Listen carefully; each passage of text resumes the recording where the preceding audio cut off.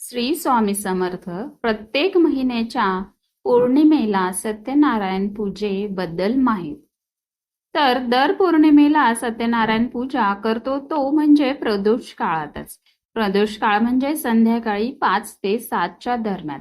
तर पौर्णिमा ही मंगळवार दिनांक 10/6/2025 या तारखेला सकाळी 11:36 चालू होते आणि बुधवार म्हणजेच 11/6/2025 या तारखेला दुपारी 1:14 पौर्णिमा ही संपत आहे. त्यामुळे श्री सत्यनारायण पूजा ही मंगळवार म्हणजेच 10/6/2025 या दिवशी प्रदोष काळात करावी व पौर्णिमा उपवास 11 जून बुधवार रोजी करावी.